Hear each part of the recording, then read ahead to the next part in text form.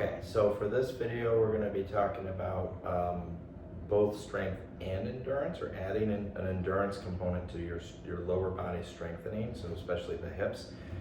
Unlike the upper body, we do use our hips a lot more, our legs in general. So if you think about walking, if you were to walk just say 2,000 steps a day, which is pretty manageable for most people, that's about 1,000 steps per leg, okay? And imagine each step, you're shifting your entire body weight onto that leg and holding it, managing until you take your next step. So essentially, if you multiply your body weight times 1,000, that's how much weight you're pushing just with walking, not standing or anything else, but just walking. 1,000 steps would be 1,000 times your body weight, like reps of lifting and managing your body weight. So that's a lot. It's like literally tons and tons of weight that you're moving in any given day. And if you think about comparatively our upper body, that is a lot less. So for most people, usually it's just the weight of your arm or something small like a fork or a spoon or a comb or a brush or something, occasionally something heavier, but on the whole, much less weight we're pushing with our upper body. So the way that we should think about and work and exercise our upper body should be different than our lower body, because our legs are usually more in demand when we're on the ground and connected to the ground for leverage. That's called closed chain. Our upper body is more usually open and free, so it's open chain, even with lifting, and it's usually much dependent on the support and drive from the lower body as well. So it kind of piggybacks as you go up the chain from the hips and the legs up through the upper body and the arms. Okay, so again, strength, stability, you may be hesitant to load the hips and the legs, but you have to understand they're really meant to take a lot of load and do it repetitively.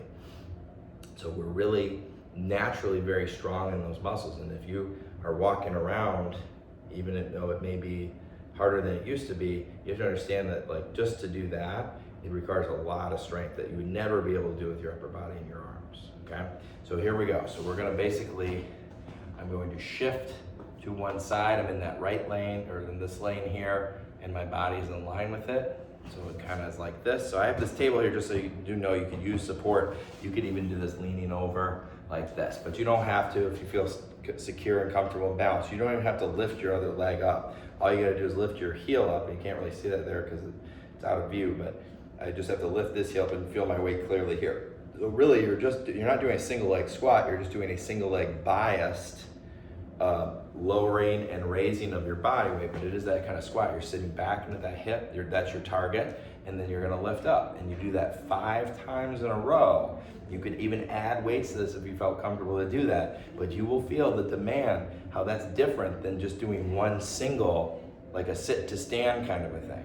But if you're keeping that weight in that lane and you're not shifting even to middle, if you're keeping it on that lane, you do that 5 times, it's gonna feel much more demanding, because that's your endurance element. Because normally when we walk, we go from side to side, you get a little break when it's up in the air there versus when it's taking all the body weight. So that's enough time usually to recharge and restore the batteries there.